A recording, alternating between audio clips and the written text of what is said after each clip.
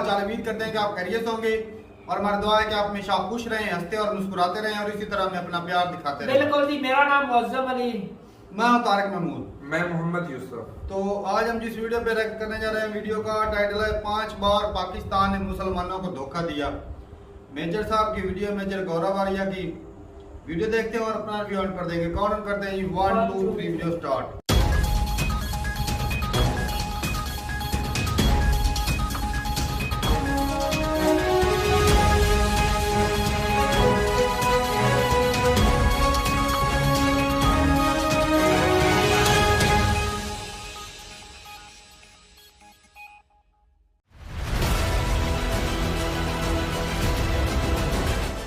जाएगा कि यार मेरी बेइज्जती हो रही है।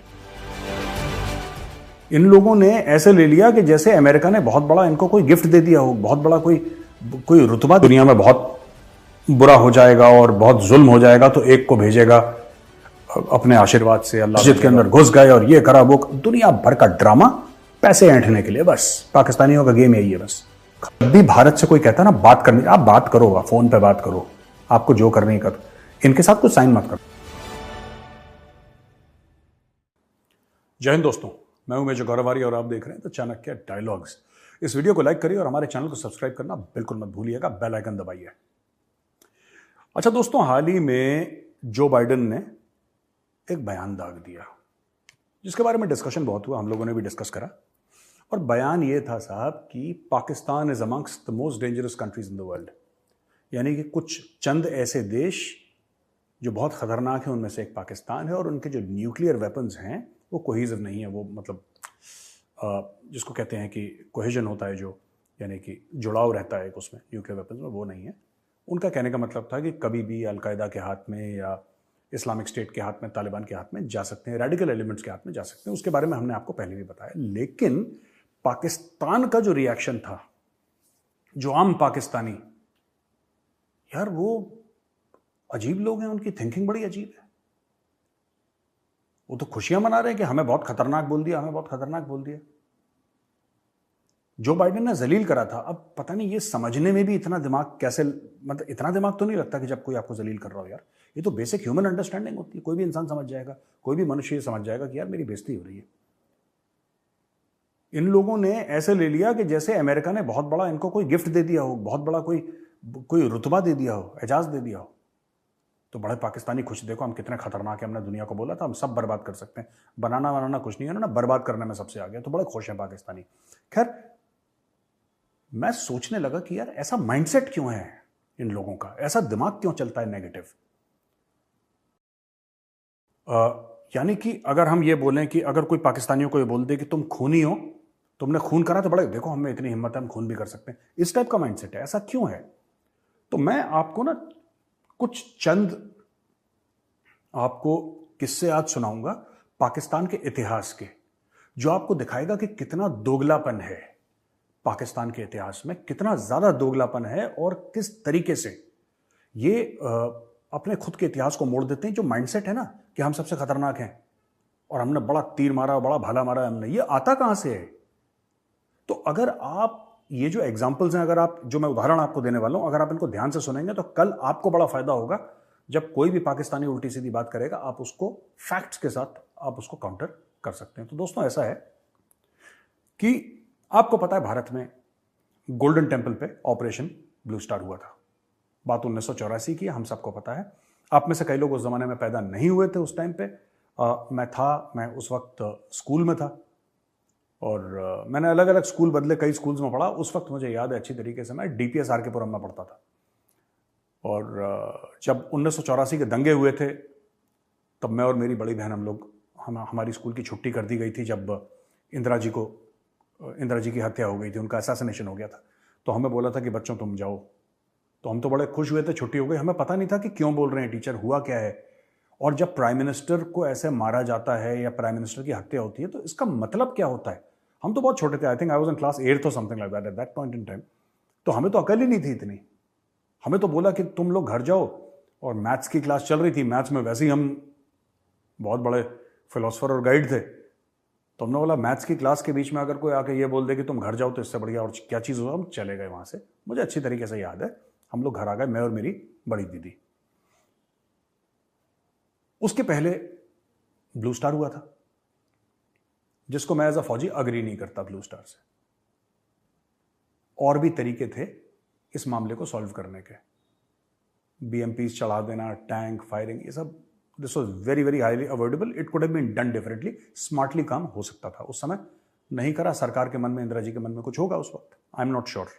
खैर, मुद्दे पे आते हैं दोस्तों कि जब भी ऑपरेशन ब्लू स्टार होता है, कि उसकी जो सालगिरह आती है, उसका anniversary of operation blue star आती है, तो आप देखिएगा पाकिस्तानी जो हैं ये सोशल मीडिया पे, क्योंकि इनकी आदत है कि हिंदुओं और सिखों के बीच में दरार किस तरीके से डालें, इसलिए उन्होंने वो बेवकूफ़ जो खालिस्तानी है उनको फंड कर रखा है उनको, और ये सब कोशिश करते हैं दरार डालने की। अब दरार तो होगी नहीं, लेकिन ये पूरी कोशिश में लगे रहते हैं पाकिस्तानी। नेगेटिव लोग हैं, काम ही यही है इनका, ये कर दो, ये खुद कुछ नहीं कर सकते, ठीक है, खुद कैपेबिलिटी जीरो है, तो इसलिए क्यों ना दूसरे का घर बन रहा हो तो उस पर एक पत्थर मार के चुपके से रात को आ जाए। ये इनका माइंडसेट रहता है ज्यादातर लोगों का, मैं सबकी बात नहीं कर रहा। तो जब भी ऐसा करें तो मैं आपको एक एग्जांपल देना चाहता हूं। पाकिस्तान ये कहते हैं भाई आप लोग घुस गए operation blue star golden temple के बारे में, ये तो हर साल ये लोग फसाद करने की कोशिश करते हैं गोल्डन टेम्पल की एनिवर्सरी के दिन। मैं आपको बताता हूं हुआ क्या असली में। गोल्डन टेम्पल का जो ऑपरेशन हुआ था उसके 5 साल पहले सऊदी अरेबिया में जो मक्का है वहां पे अल मस्जिद अल हराम है, जो कि सबसे ज्यादा जो होली है, सबसे मुकद्दस है, सबसे पायस मस्जिद है पूरे इस्लाम में। मक्का और मदीना आपने सुना होगा, तो सऊदी अरेबिया में मक्का, वहां पे जैसे यहां पे गोल्डन टेम्पल में भिंडरावाला घुस गया था ना, तो वहां पे मोहम्मद अब्दुल्ला अल कहतानी वहां पे घुस गया अपने फॉलोअर्स के साथ, अपने चेले चपाटों के साथ, हथियार लेके। और हथियार लेने के बाद उसने क्या करा कि वहां पे मारकटाई शुरू करी, और उसने बोला कि मैं महदी हूं। महदी यानी कि अल्लाह जो है जब दुनिया में बहुत बुरा हो जाएगा और बहुत जुल्म हो जाएगा तो एक को भेजेगा अपने आशीर्वाद से, अल्लाह भेजेगा और वो सब ठीक कर देगा महदी। तो एक किस्म का वो कह रहा मैं महदी हूं, और उसके फॉलोअर्स ने भी बोला हाँ यही भाई है जो यही महदी है, बस यही फिट करेगा सबको, चलो अंदर। सब लोग मक्का की मौसम में घुस जाए। वहां पे सऊदी अरेबियन फोर्सेस ने उनको निकालने की कोशिश करी, वहां से तो नहीं निकल पाए, तो खूब कोशिश करी सऊदी अरेबियन फोर्सेस की।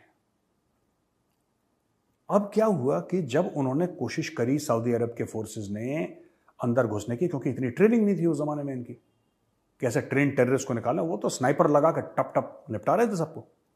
अब हुआ ये कि अब उन्होंने बोला कि मैं बाहर से मदद चाहिए, तो उन्होंने फ्रेंच लोगों को बुलाया। तो एक फ्रेंच ग्रुप हुआ करता था, फ्रेंच ग्रुप को बुलाया जो कमांडोज का था, और कमांडोज के ग्रुप को बोला कि भाई आप एक काम करो, उसका नाम GIGN था, और GIGN को बोला कि आप आके ना जरा हमारी हेल्प करो। तो GIGN वाले आए वहां पे मक्का में, लेकिन एक उसमें चाबी थी।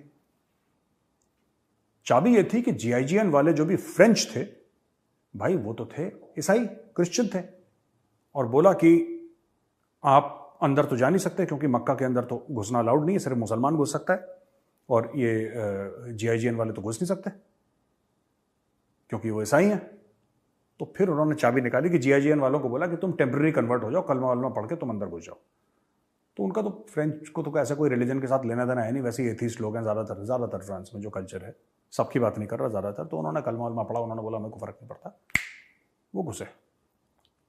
लेकिन इनको मैन पावर और ज़्यादा चाहिए था, क्योंकि वो हर जगह फैले हुए थे ना, जो आतंकवादी थे, जो महदी के फॉलोअर्स थे। तो बीच में कौन आया? हमारे पुराने बिछड़े हुए साथी पाकिस्तानी। पाकिस्तान ने स्पेशल सिक्योरिटी ग्रुप अपना जो SSG है, जिसका मुशर्रफ एक समय पे परवेज मुशर्रफ उसका हुआ करता था, he was part of the SSG, और SSG वाले भी वहां पे थे। पाकिस्तान ने बहुत कोशिश करी है इसकी मना करने की कि नहीं हम तो कभी गए नहीं, लेकिन SSG वाले घुसे थे वहां पे हथियार लेके, और उन्होंने भी फायरिंग अंदर करी थी।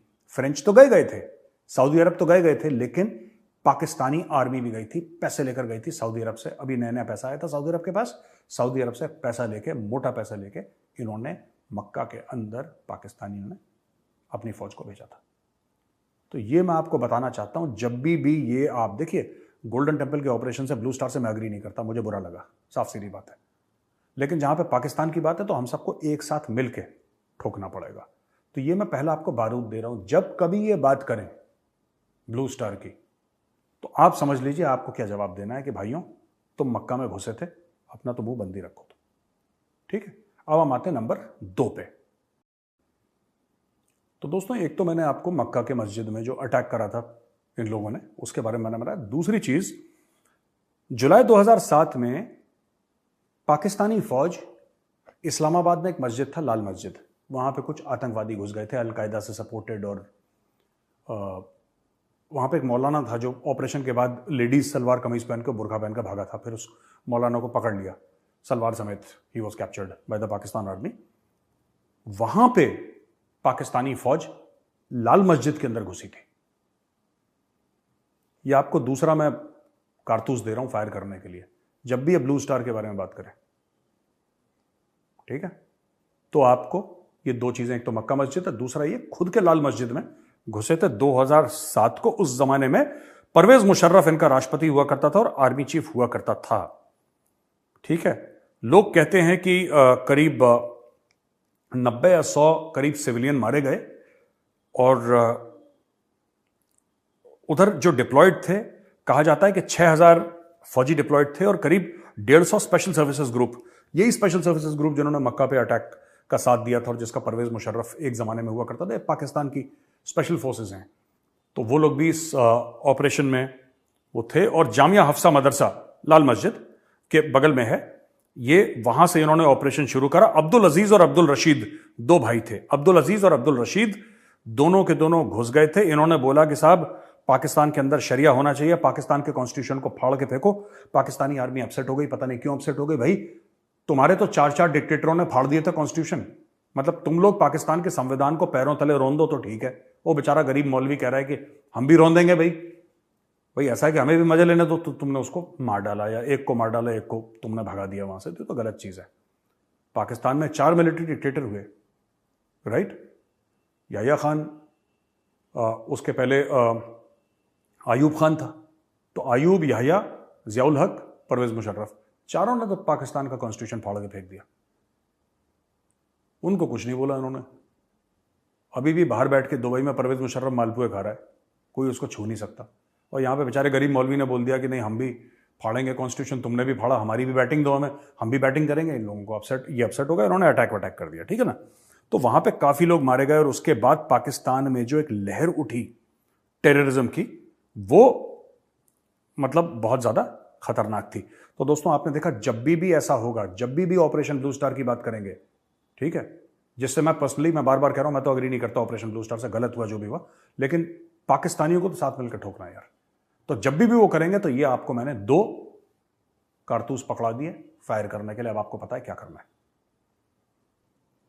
दोस्तों ये तो मैंने आपको बता दिया कि जो पाकिस्तानियों ने करा मक्का में और जो करा लाल मस्जिद में। आप नंबर 2 पे आते हैं।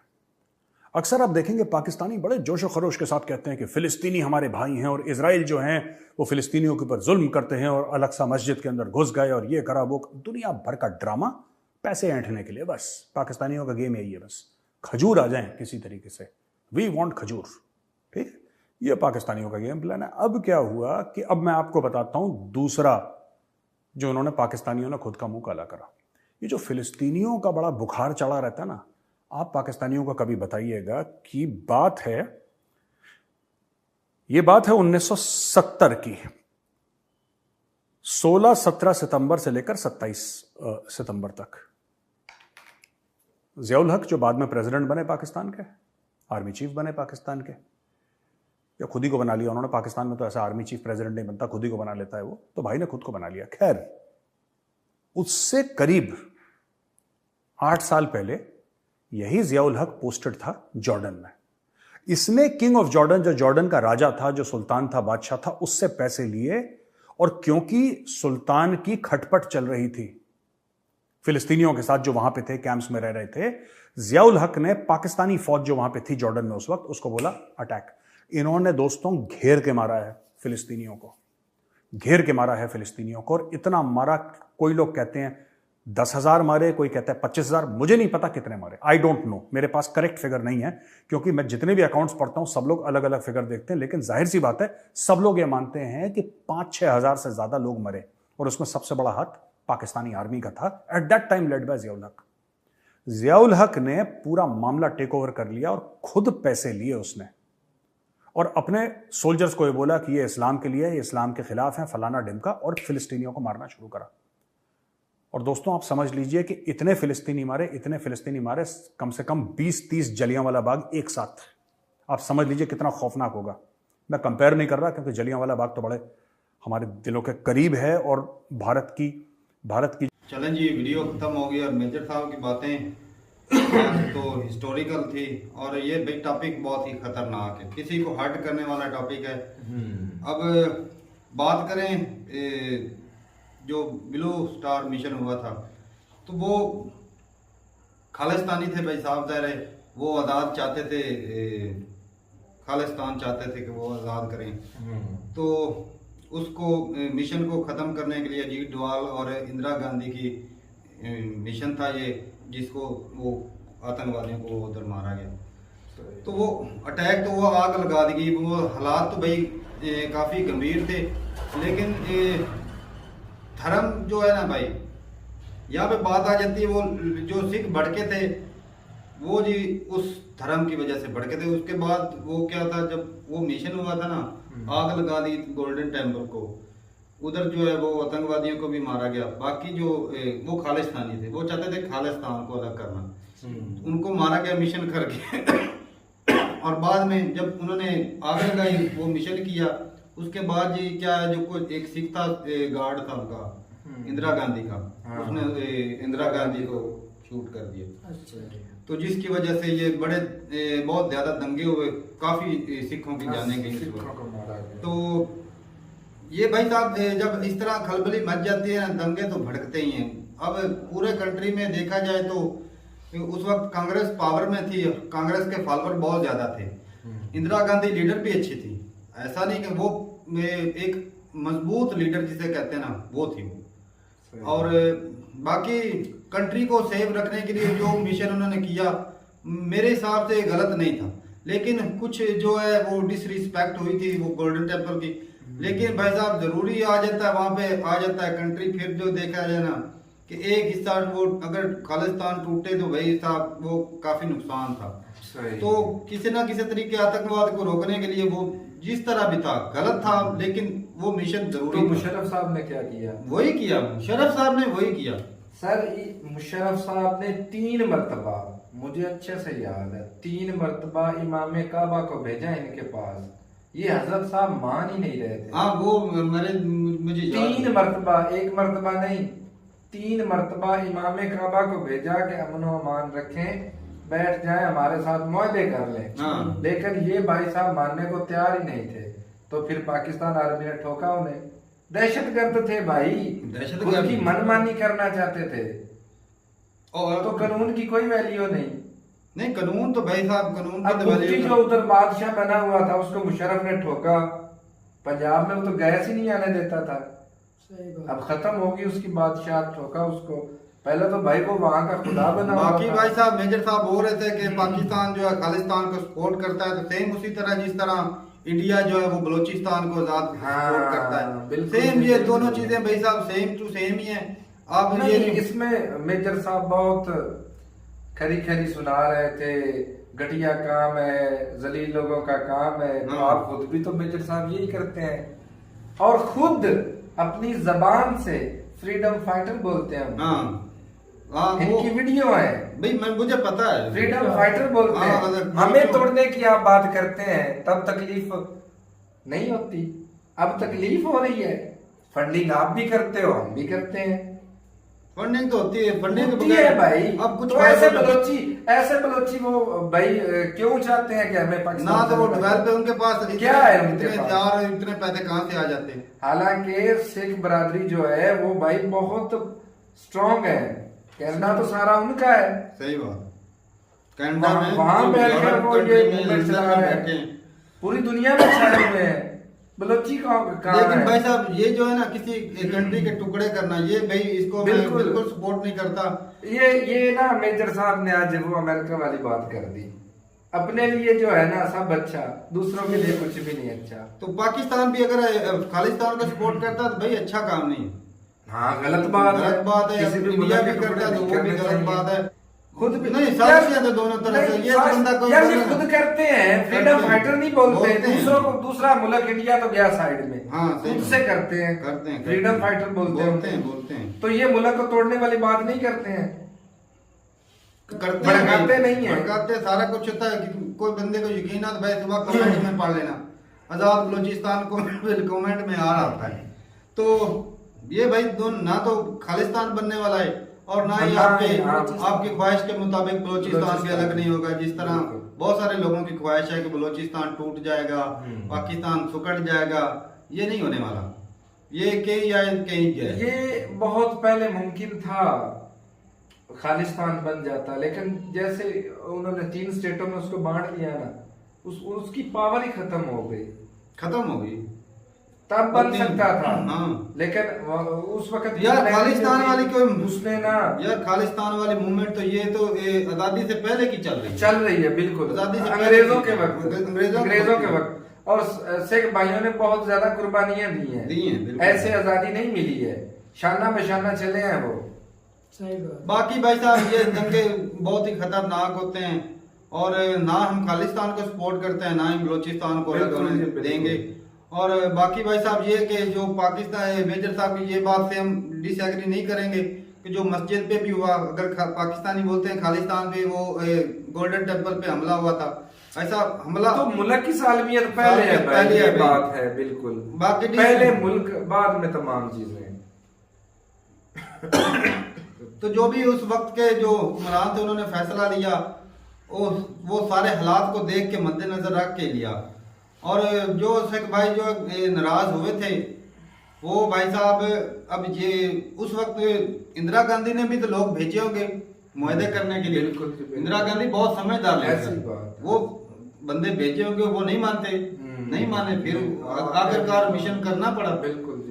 तो भाई साहब जिस तरह मुशर्रफ साहब ने मिन्नतें भाई साहब, जब पानी सर से गुजर जाएगा तो कोई ना कोई दिमाग खराब है, उनको पता नहीं था भाई साहब सिखों ने कुर्बानियां दी हैं, अगर गोल्डन टेम्पल पे हमला करेंगे तो भड़क सकते हैं। बिल्कुल। उन्होंने अपनी पूरी कोशिश के बाद वो स्टेप लिया, सही। तो जो उस वक्त उनको सही लगा वो ठीक था, लेकिन जो आग लगाएगी वो खतरनाक था। वो भाई जिस तरह वो गोल्डन टेम्पल मैंने देखी है तस्वीर। अब थोड़ा सा सिद्धू मूसे वाला उठ रहा था, ऐसे गया, वो तो अपने वो सिंगर था उसके साथ मेरे ख्याल में लगी। अब भाई ये सिंगरों वाली बातें कैसी, बच्चों जैसी बातें क्यों करता है तारक?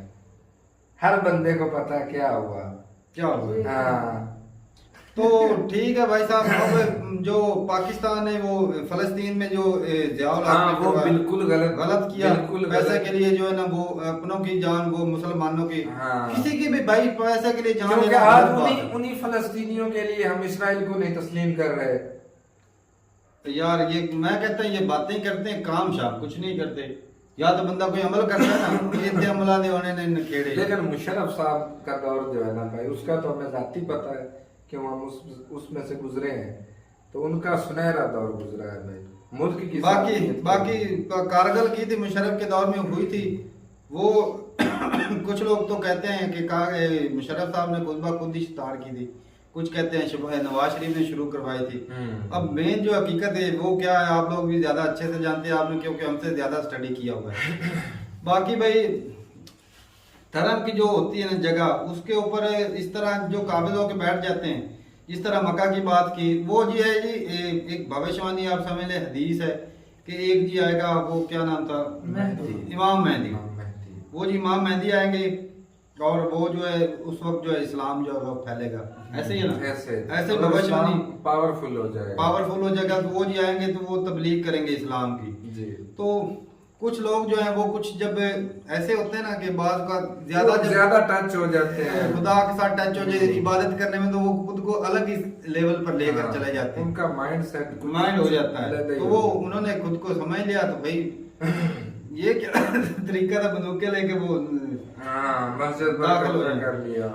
तो ठीक है भाई साहब, अब क्या बताएं भाई, जो हालात जो पास्ट में हुए अब वो मजीद ना ही दोहराए जाए तो वो अच्छा है। बिल्कुल। बाकी ये तो भाई साहब जख्म खरीदने वाली बात है।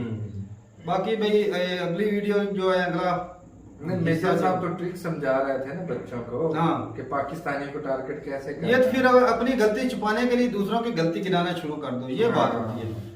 तो लेकिन ये मेरे ख्याल इसमें से ना कोई भाई वजह नहीं, इस- नफरतें बढ़ानी नहीं चाहिए। बढ़ानी नहीं चाहिए। नफरतें बढ़ानी चलो गलतियां हैं, गलतियां हाँ। ये भी है। पाकिस्तान में मैं कहता हूँ दूध का दूल्हा नहीं, बहुत सारी गलतियां हैं। बिल्कुल जी, लेकिन बिल्कुल। भाई साहब इंडिया में भी है, वो हाँ। भी माने आप कि इंडिया में जो गलती है वो आप भी और माने। ये कि कुछ है भाई, सही ये बात। एक दूसरे से तो कभी साथ अलग है नहीं भाई, हो सकते। इंडिया से भी होती है। अब आप बोलोगे कोई सबूत ले आओ, भाई आम बंदे के पास ऐसे सबूत नहीं, वो एजेंसियों के पास होते हैं। जी तो ठीक है भाई, मिलते नहीं वीडियो के साथ, तब तक के लिए इजाजत दें। अल्लाह हाफिज।